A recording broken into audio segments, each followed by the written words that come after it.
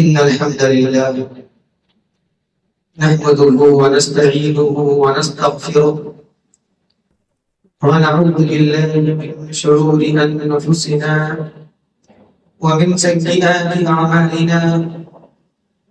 من يهده الله فلا مضل له ومن يضلله فلا هادي له. وأشهد أن لا إله إلا الله وحده لا شريك له، وأشهد أن محمدا عبده ورسوله.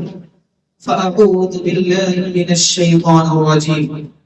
بسم الله الرحمن الرحيم.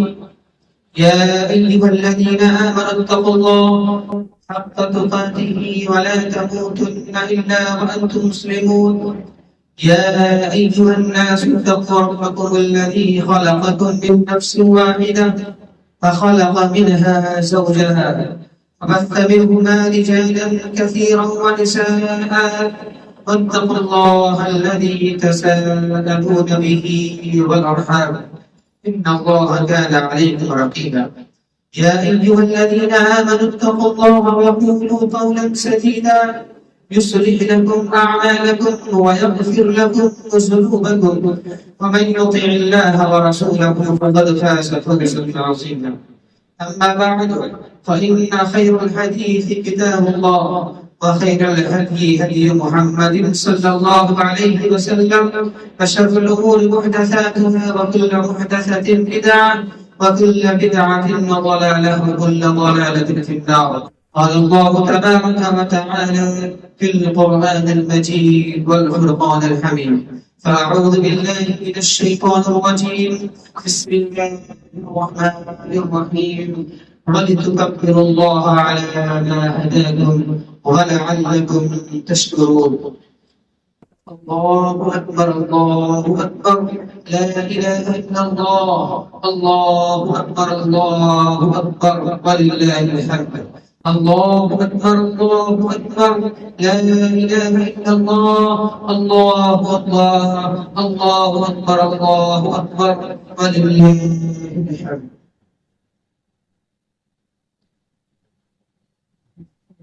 ساری کی ساری تعریفات و توصیفات اس اللہ تبارک و تعالی کے لیے لائق اور زیبا ہے، جس نے انسان کو انسانیت کی راہ دکھانے کے لیے، جس نے بندوں کو بندگی کی راہ دکھانے کے لیے انبیاء کرام کا سلسلہ جاری و ساری فرمایا، اور یہ سلسلہ چلتا رہا.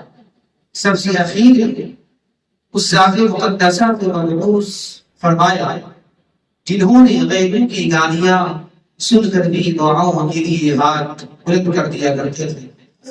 وہ ذات مقدس، وہ ذات محترم نبی امی محمد عربی صلی اللہ علیہ وسلم کی ذات اقدس.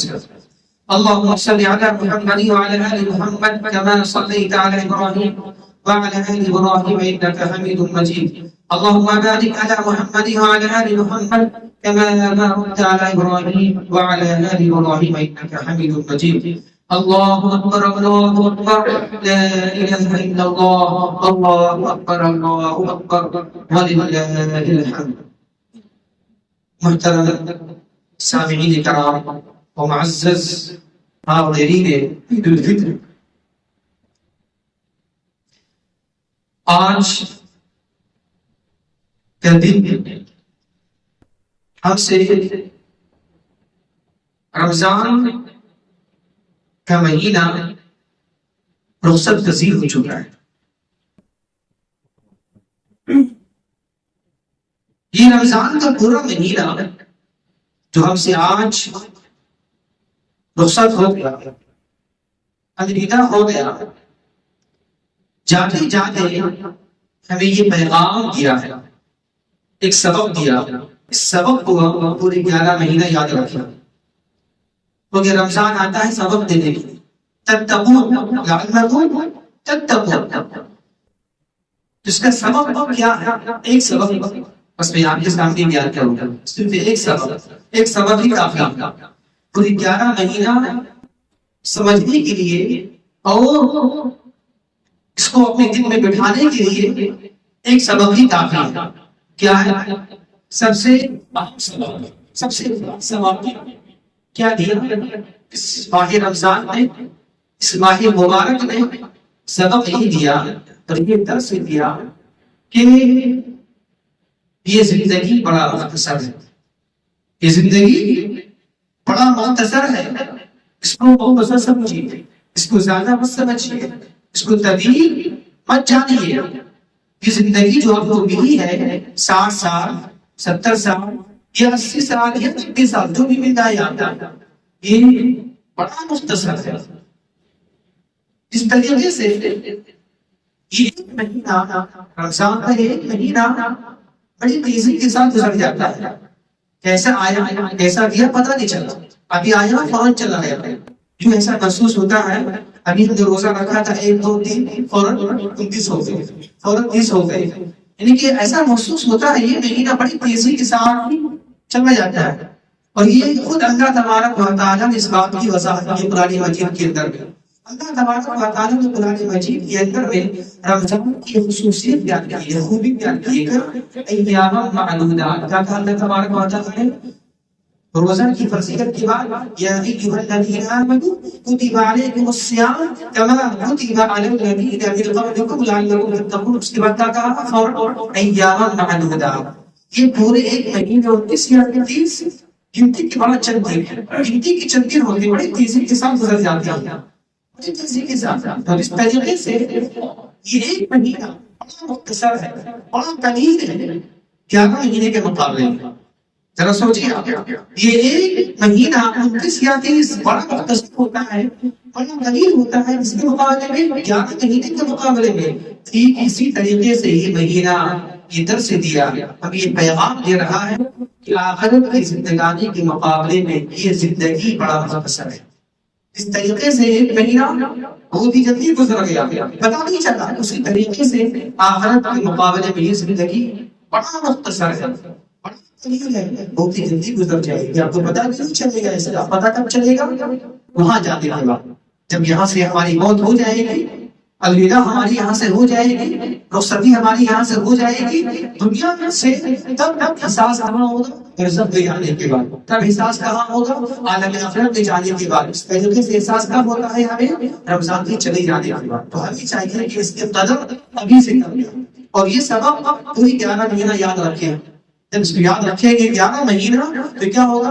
ہم اسی لحاظ سے، اسی روزمرے سے جو ولولہ، جو شعور، جو جذبہ، جو ہمت، جو قوت اور جو توجہ رمضان کے مہینے میں ہم نے کیا تھا، صیام کے تعلق سے، قیام کے تعلق سے، توبہ استغفار کے تعلق سے، تلاوت قرآن کے تعلق سے، ذکر و اذکار کے تعلق سے، اپنی سب کو یاد کر لیجیے گا. آپ صرف ایک سبب، یہ طویل زندگی نہیں ہے، یہ زندگی طویل نہیں ہے، مختصر ہے. بس ایک سبب کافی آپ کے لیے ہے اور 11 مہینہ کو سمجھنے کے. ایک بات. دوسری بات، آج بہت سارے مسلمان، بہت سارے اہل ایمان ایسے ہیں جو اس ماہ رمضان میں صیام رکھے، روزے رکھے، قیام اللیل کی سعادت سے فیضیاب ہوئے، شب بیداری کی، صدقات و خیرات کی، زکات ادا کیے، توبہ استغفار کی، نیکیاں کی. سمجھیے کہ کچھ اہل ایمان وہ مومن بڑے مبارکباد کے قابل ہیں، بہت ہی مبارکبادی کے مستحق ہیں. وہ اہل ایمان، وہ مومنین کہ جنہوں نے اس ماہ مقدس کی قدر دانی کی، اس میں نیک اعمال زیادہ سے زیادہ کیے، بڑی ہی مبارکباد والے مستحق ہیں اس میں. اور اسی کے تعلق سے، ایسے ہی اہل ایمان کے تعلق سے جناب محمد رسول اللہ صلی اللہ علیہ وسلم نے ارشاد فرمایا ہے: من صام رمضان ایمانا واحتسابا غفر له ما تقدم من ذنبه. روزہ رکھا ایمان اور احتساب کے ساتھ، ثواب کی نیت کے ساتھ، تو اللہ تبارک و تعالیٰ کہا نبی کے ذریعے سے، نبی کریم صلی اللہ علیہ وسلم آپ کے اعلان کر دیجیے ایسے ساتھ اہل ایمان جو ایسا کریں گے، جو ایمان کی ساتھ اور ثواب کی نیت سے روزہ رکھیں گے، تو اللہ تبارک و تعالیٰ اس کے پچھلی صغیرہ ساری گناہ معاف کر دیں گے. اس کے لیے ان اہل ایمان کے لیے ہے جن لوگوں نے اس ماہ مقدس کی قدردانی کی، روزے رکھے، قیام اللیل کیے، تراویح پڑھی، سب چیز کیا۔ اسی طرح دیکھیے اسی اہل ایمان کے تعلق سے بات اللہ کے نبی صلی اللہ علیہ وسلم نے ارشاد فرمائی، من قام رمضان، وہ من صام ایمان قام ہے، من قام رمضان ایمانا واحتسابا غفر له ما تقدم من ذنبه، جس نے ماہ رمضان میں قیام اللیل کیا، تراویح کی نماز پڑھی، تو اس طرح ایمان اور ثواب حساب تو اللہ کی نبی بیان فرماتی ہے اس کے پچھلے سارے صغیرہ گناہ معاف کر دیے جائیں گے، اس کے لیے اسی اہل کے لیے۔ اسی طرح اور بھی دیکھ دیجیے اور اس کے فضائل ہیں۔ جناب محمد رسول اللہ صلی اللہ علیہ وسلم نے ارشاد فرمایا، من قام لیلۃ القدر، من قام لیلۃ القدر ایمانا واحتسابا غفر له ما تقدم من ذنبه، جس نے قیام اللیل کیا، اس میں شب قدر میں، لیلۃ القدر میں، شب کی تحقیق کی جاتی ہو، اس طرح ایمان و احتسابا، ایمان کے ساتھ اور ثواب کی نیت سے، تو جناب محمد رسول اللہ صلی اللہ علیہ وسلم کی زبان یہ خوشخبری ہے کہ انسان اہل ایمان کہ اللہ تبارک و تعالیٰ پچھلے سارے گناہ معاف کر دیں گے۔ یہ فضیلت کس کے لیے ہے؟ یہ فضائل، یہ مقام، یہ درجہ کس کا ہے؟ اہل ایمان کا ہے۔ اہل ایمان نے اس ماہ مقدس کا خیال ہے، اس کو سمجھا۔ اسی طرح دیکھیے جناب محمد رسول اللہ صلی اللہ علیہ وسلم نے ارشاد فرمایا، بخاری مسلم کی حدیث ہے کہ روزے دار کی روح کی روح اللہ تبارک و تعالیٰ کی نزدیکیاں تو محبت ہے، میدے کے خالی ہونے کی وجہ سے بدبو آتی ہے۔ جب ایک آدمی روزے دار ہو تو ایک میدے سے ایک بدبو نکلتی ہے جو بالکل دنیا میں، یہ چیز دنیا میں ہوتی ہے، لیکن دیکھیے کیا فضائل ہے، کیا مقام ہے ایک اہل ایمان کا، روزے دار کا۔ جناب محمد رسول اللہ صلی اللہ علیہ وسلم نے ارشاد فرمایا کہ روزے دار کی روح کی بو اللہ تبارک و تعالیٰ کے نزدیک کستوری سے بھی زیادہ، اس کے سے بھی زیادہ خوشبو ہے۔ جہاں وہاں بیان ہوگا اللہ اس میں خوشبو عطا کر دے گا، یہاں بدبو ہے وہاں اسی بدبو کو اللہ خوشبو سے بدل دے گا۔ کتنی بڑی فضیلت ہے یہ مقام۔ تو مجھے ایمان تو ایسے ہی الحمدللہ کہ جن لوگوں نے صیام و قیام، شب بیداری، صدقات و فطر اور تلاوت قرآن سے فیضیاب ہونا، ایک تو ایمان تو یہ الحمدللہ یہ ایمان بڑے کامیاب ہیں، سعادت مند ہیں، اور یہ ایمان مبارکبادی کے واقعی مستقیم ہے۔ لیکن کچھ ایمان اور کچھ مسلمان ایسے تھے، کچھ مسلمان ایسے بھی ہے کہ ان کے پاس رمضان کا مہینہ تو آیا، رمضان کا مہینہ ان کے پاس تو آیا، لیکن فرق نہیں پڑا کچھ۔ جیسے پہلے تھے کہ سر یہ مہینہ بھی گزار دیا، نہ روزے رکھے، نہ قیام اللیل کیا، نہ تراویح پڑھی، نہ نماز کی پابند ہوئے، نہ نوافل کی پابند کی، نہ تلاوت قرآن کیا، نہ ذکر و اذکار کیا، کچھ نہیں کیا۔ جس طرح وہ پہلے تھے اس طرح وہ اس مہینے بھی گزار دیا، جس طرح وہ رمضان سے پہلے تھے اسی طریقے سے یہ مہینہ بھی اسی طرح گزار دیا۔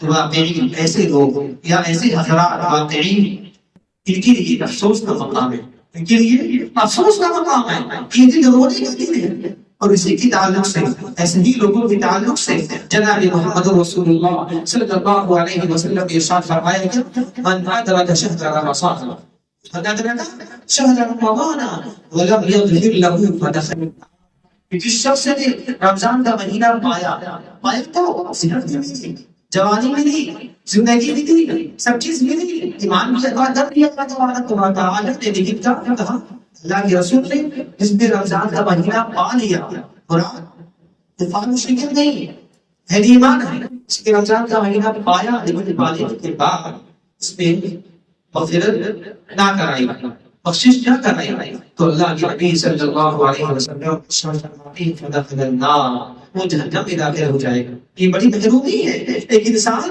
کے لیے۔ سیزن کے مواقع آئے، ایک انسان کے ساتھ ملی کیا دنیاوی معاملات میں دیکھ لیجیے آپ، کمانے کا موسم آئے، کاروبار کا مہینہ آئے، وہ نہ کمائے، یہ بیوقوفی ہے کہ نہیں؟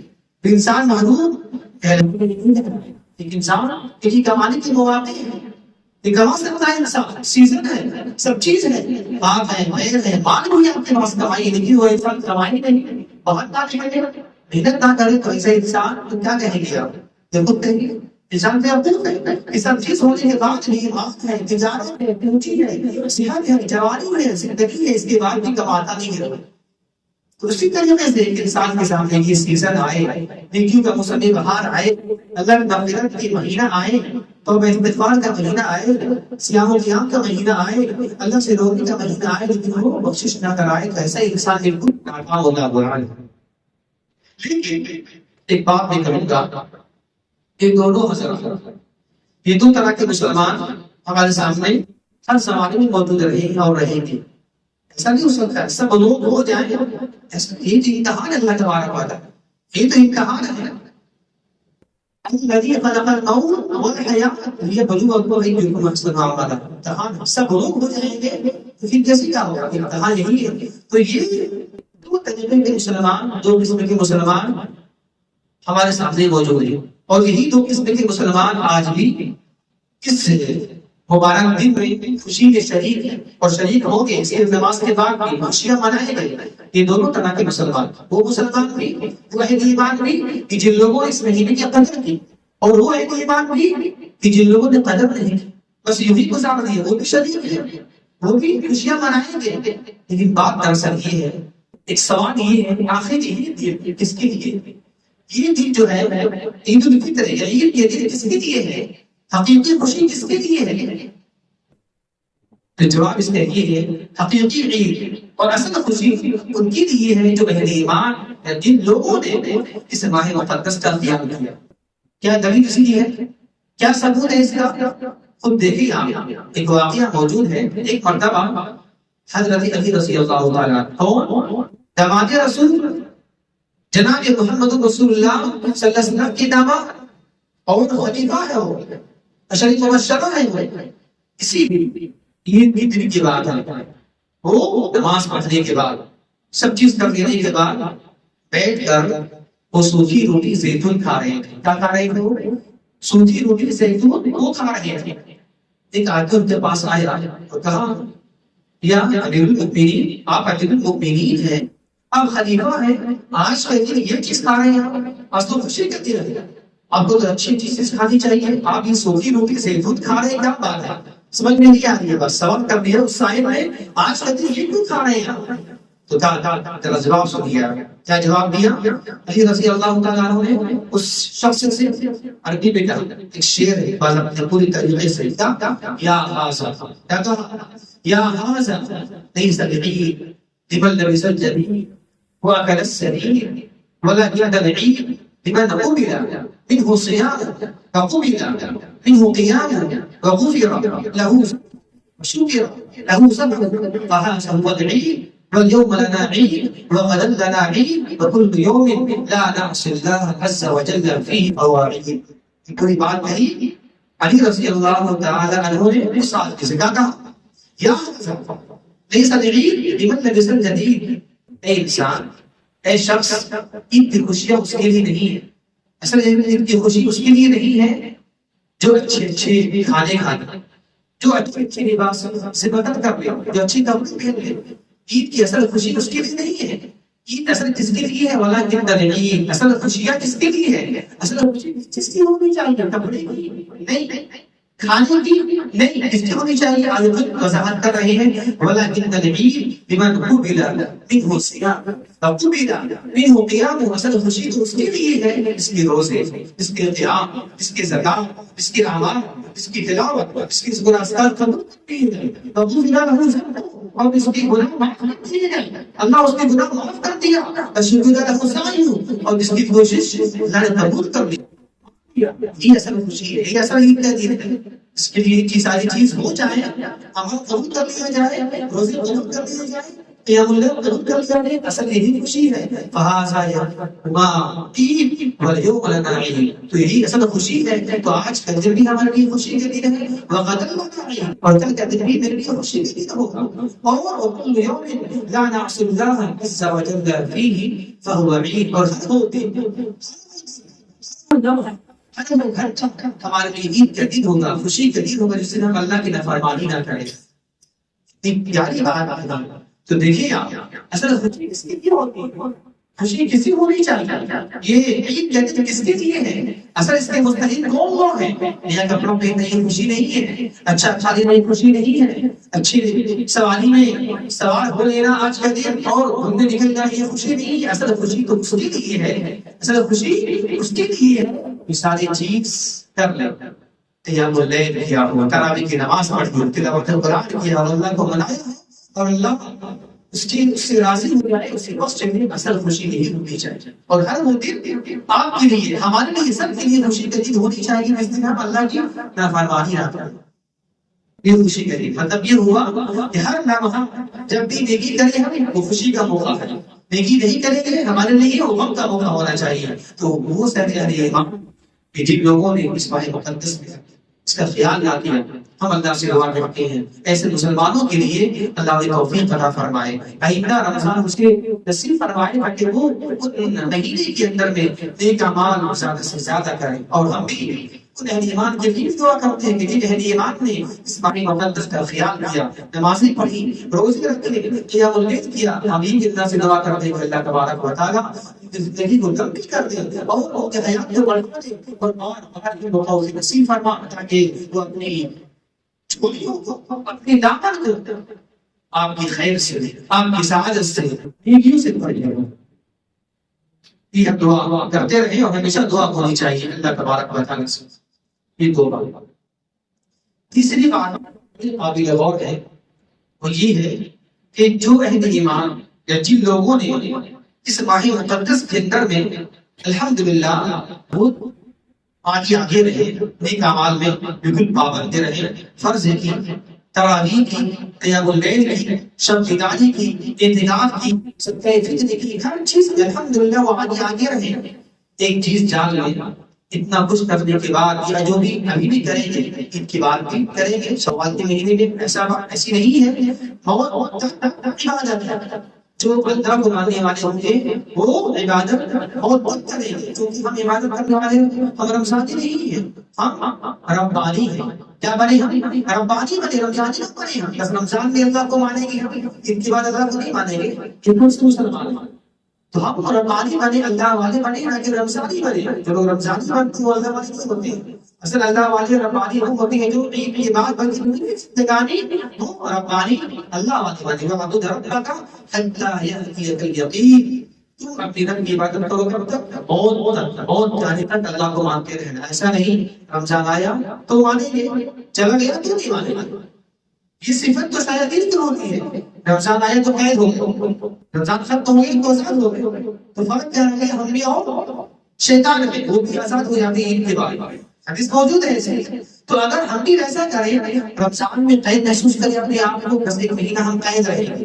جیسے رمضان ختم ہوگی، عید آیا، شوال کا مہینہ آیا، 11 مہینہ آزاد. اس کی یہ صفت تو ہم اس کی لے رہے ہیں، یہ صفت تو ہم شیاطین کی لے رہے ہیں.